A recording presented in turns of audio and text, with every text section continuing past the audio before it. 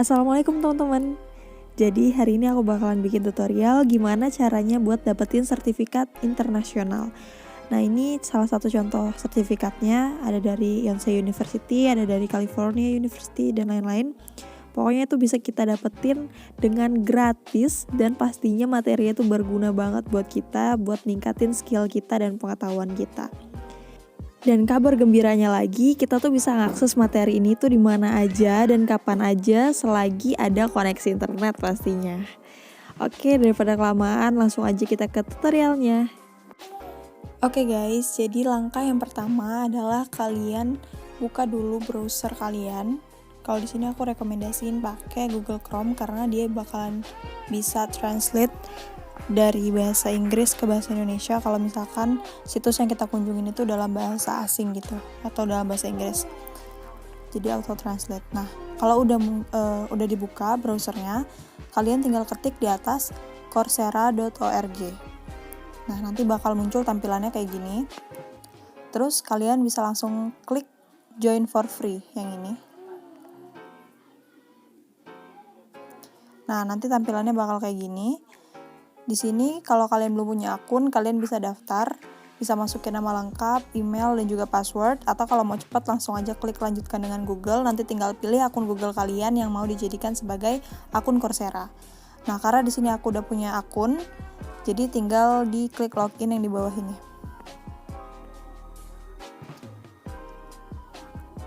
Oke, untuk step yang ini aku lewatin aja ya, aku skip. Nah, ini dia tampilan awal dari Coursera-nya. Nah, di sini ada Conversational English Skills. Nah, ini adalah salah satu contoh kelas yang lagi aku ambil. Kalau di in progress ini adalah semua kelas yang lagi kita ambil atau yang lagi kita pelajari ini. Ada di sini. Oke.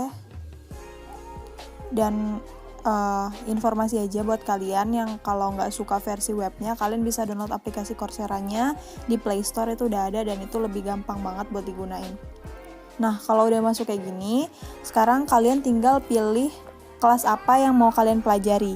Di sini ada banyak banget pilihannya, cuman kalau memang nggak sesuai dengan apa yang kalian cari, kalian bisa klik pencarian di ujung kanan atas ini, ada logo carinya. Aku zoom bentar. Nah, ini tandanya. Kalian tinggal klik aja.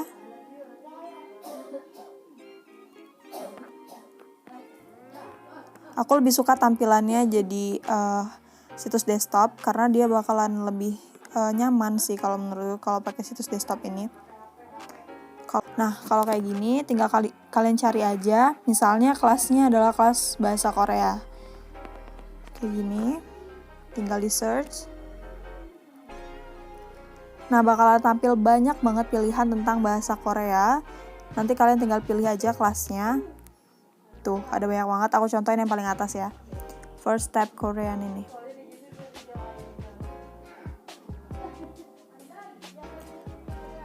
Nah, ini dia contoh aplikasinya kalau misalkan kalian udah download aplikasi di Play Store. Tapi karena sekarang aku bakalan tutorialnya di webnya, jadi kita pakai Chrome dulu.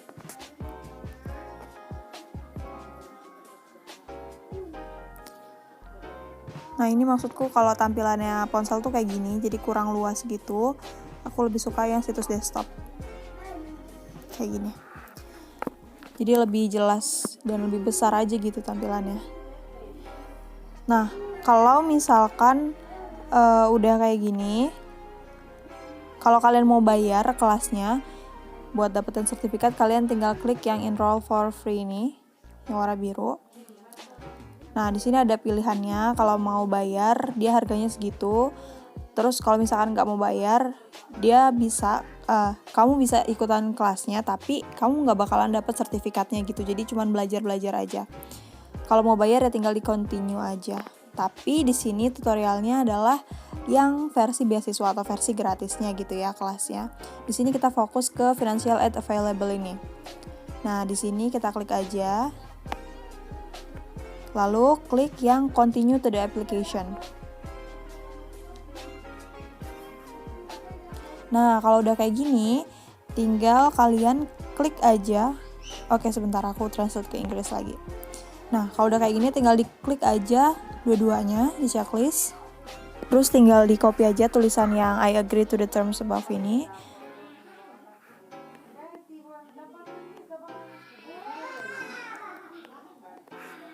Harus sama persis ya, entah itu tulisan kapitalnya, huruf kecilnya kayak gitu harus sama persis, nggak boleh beda sama sekali. Ini kayak gini, kalau udah semua tinggal diklik continue. Nah, tinggal dipilih background pendidikannya, misalnya lagi di high school gitu. Nah, di sini income-nya tulis aja 0. Terus statusnya juga di sini misalnya pelajar. Di sini masukin juga 0. Nah, kedua ini dan yang bawahnya ini adalah esai yang harus kalian isi buat daftar versi beasiswanya ya. Yang pertama ini artinya kenapa kamu pilih kelas ini lewat jalur beasiswa atau jalur gratis ini. Kalian tinggal tulis alasannya dalam bahasa Inggris, itu minimal 150 kata.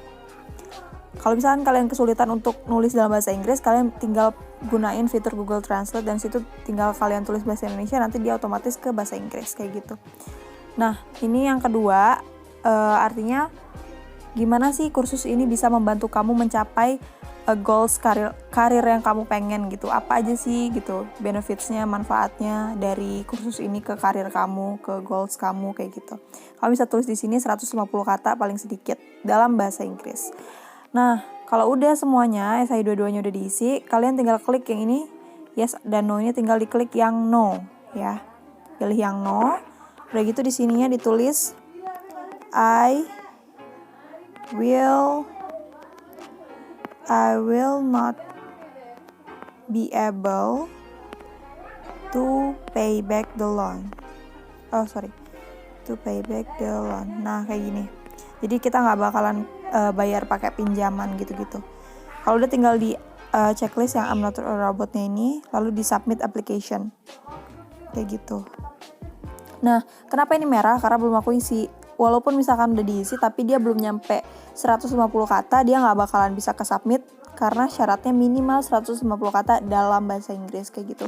Dan ini mudah banget buat apply-nya, jadi cuman ngisi-ngisi kayak gini doang. Terus bakalan diumumin 15 hari kemudian apakah kalian diterima atau enggak di kelasnya lewat email. Nah, ini contoh emailnya.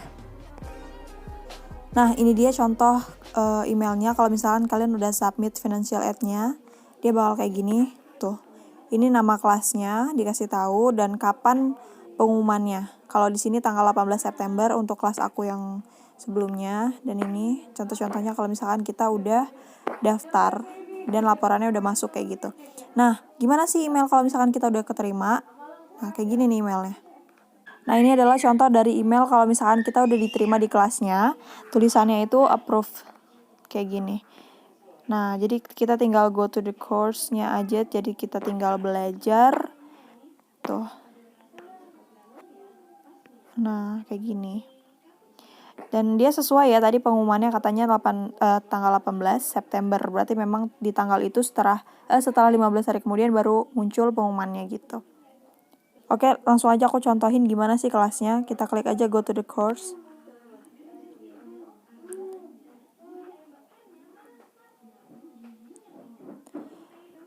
Oke, aku rubah dulu tampilannya ke desktop. Nah, kayak gini. Ini di sini ada 6 minggu untuk kelas yang ini.